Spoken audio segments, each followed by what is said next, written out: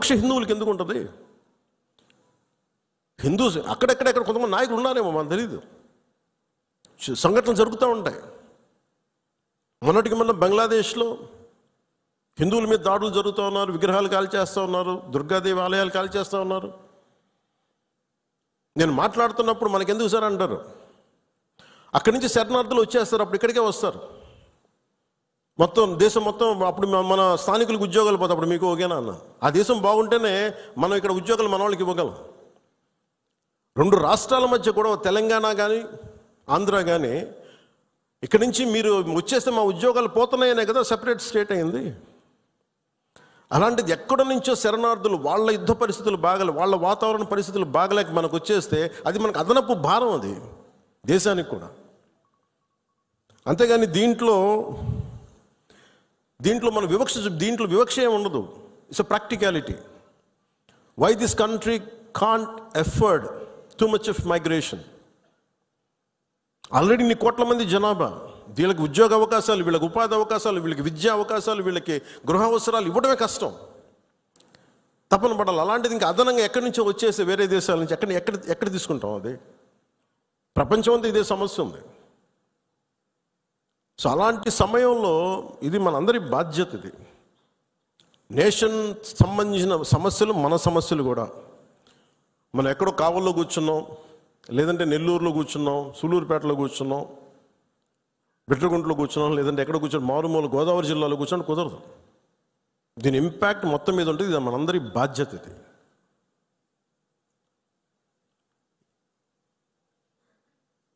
ఈ రోజున మనకి ఒక వాస్తవాన్ని వాస్తవంగా మాట్లాడటం తెలుసుకుందాం. నేను చాలాసార్లు ముస్లిం సమాజానికి కూడా చాలాసార్లు చెప్పాను. నేను ఎందుకు ఇంత మాట్లాడాల్సి వస్తుంది, ముస్లిం, క్రిస్టియన్, హిందూని ఎందుకు మాట్లాడాల్సి వస్తుందంటే, హిందువులకు ఉన్నది ఒకటే దేశం, ఇంక వేరే దేశం లేదు. ఇక్కడ కూడా హిందువులను టార్గెట్ చేసి చంపితే ఎక్కడికి పారిపోతారు? అంటే నీకు చంపింది 26 మందిని, కానీ దాని ఇంపాక్ట్ కోట్లాది మంది జనాభా, ఆశేష్ మొత్తం భారతదేశం మొత్తం మీద ఉంది. వెళ్ళి మీ ప్రధానమంత్రికి చెప్పుకో, మీ మోడీకి చెప్పుకో. అది మోదీ గారికి చెప్పడం కాదు, అది చంపేసి నన్ను కూడా చంపే అన్నాను మసూదన్ గారి భార్య. వెళ్ళి మా బిడ్డలు కూడా చంపేయండి, మేము మోడీకి చెప్పుకోపో. ఉగ్రతలు ఒకటే చెప్పాలనిపించింది. మోదీని అంటం లేదు, ఇక్కడ మా అందరిని అంటున్నాం. ఎందుకంటే ఇలాంటి సమయం, ఎలాంటి క్లిష్టమైన కష్టమైన సమయం కాబట్టి నిత్యం విమర్శించే మోదీ గారిని విమర్శించే నాయకులు కూడా ఈరోజు ఆయనకు మద్దతు తెలుపుతూ ఉన్నారు. దేశం అంత ఏకతాటిపైకి వచ్చింది మొట్టమొదటిసారి.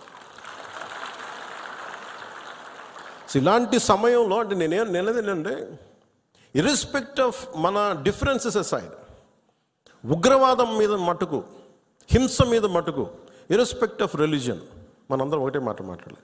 దీంట్లో మాట్లాడితే ఓట్లు పోతాయా, దీంట్లో మాట్లాడితే ఓట్లు వస్తాయి, ఇవన్నీ ఆలోచించకండి.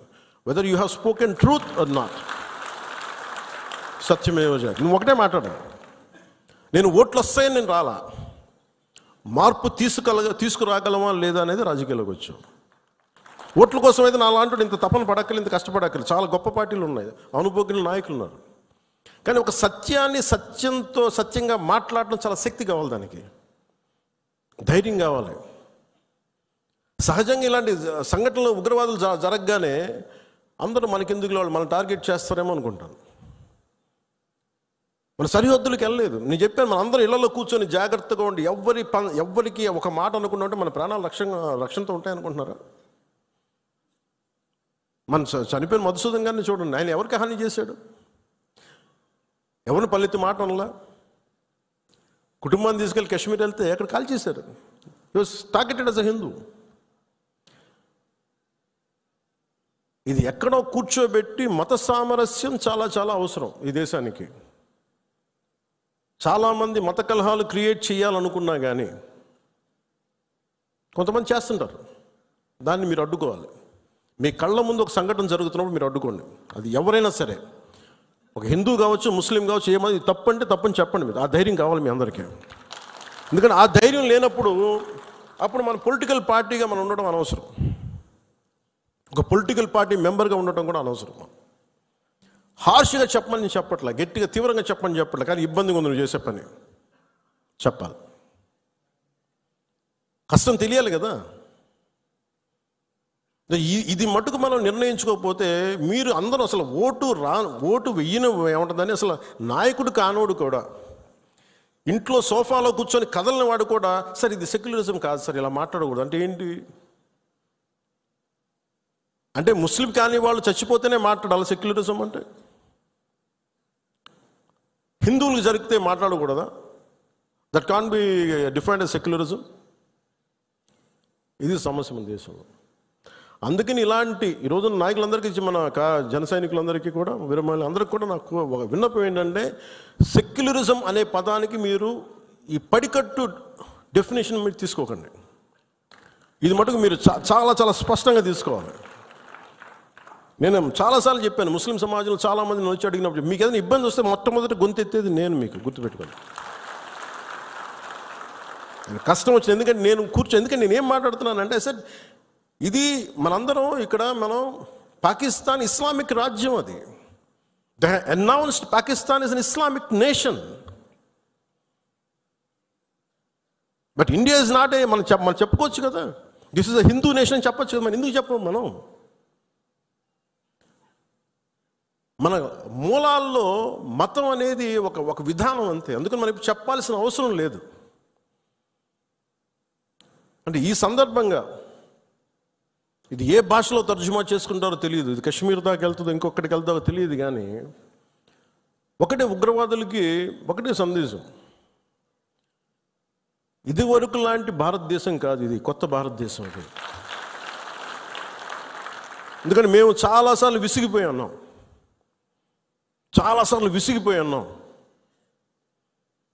మీ ఇష్టానికి వచ్చి కాళ్ళు చంపుతానంటే ప్రాణాలు ఎలాగపోతాయి మాకు తెలుసు.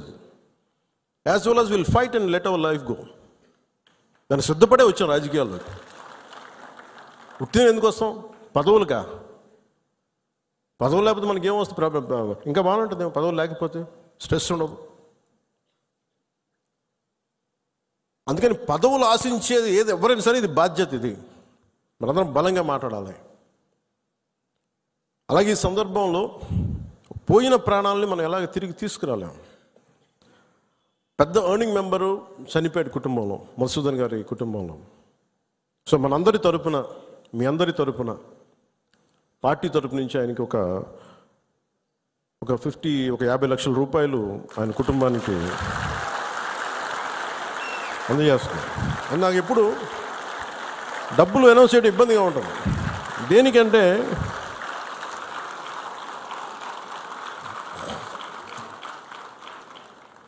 దేనికంటే మనిషి ప్రాణాలకు విలువ కట్టడం నాకు ఇష్టం ఉండదు.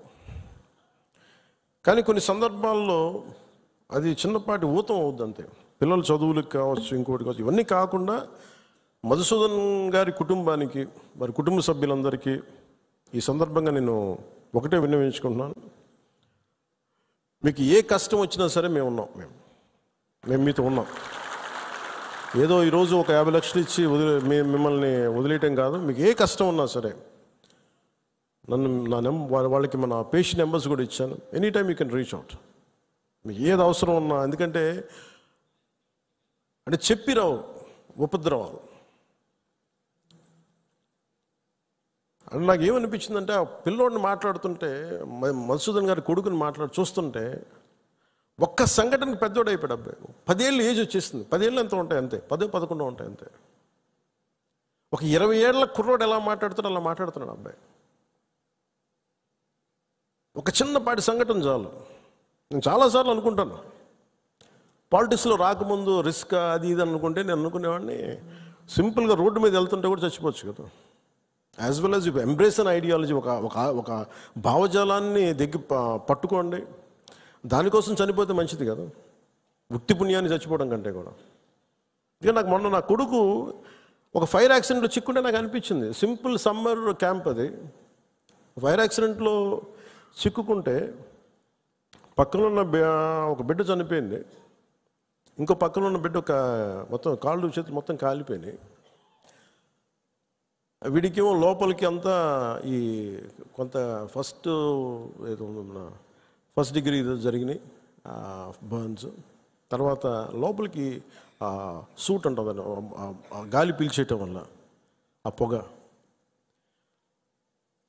నా కొడుక్కే అర్ధరాత్రి పూట లేచి ఆ మేడపై నుంచి పడిపోతున్నట్టు కళ్ళు వస్తాయండి. సైకాలజిస్ట్ చూపిస్తున్నారు ఇప్పుడు. అలాంటిది మధుసూదన్ గారి పిల్లల్ని చనిపోయిన ఇన్ని కుటుంబాల తాలూకు మీరు వాళ్ళు ఆలోచించండి. వాళ్ళు పడుకుంటే నిద్ర పడద్దా? తుపాకులు వస్తాయి, తుపాకీ చప్పుళ్ళు వినిపిస్తాయి, భర్త హాహాకారాలు వినిపిస్తాయి, తండ్రి ప్రాణాలు కోల్పోవడం వినిపిస్తాయి. ఎంత ఘాతుకం అది!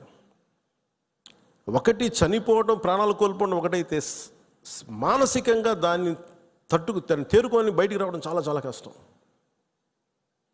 అందుకని ఇలాంటి పరిస్థితుల్లో చనిపోయిన 26 మంది మరోమారు నా సంతాపం తెలియజేసుకుంటూ మనస్ఫూర్తిగా వారందరూ వారి కుటుంబాలకి, వారి అందరి కుటుంబాలకి దాదాపు మీకు అంటే మన ఇలాంటి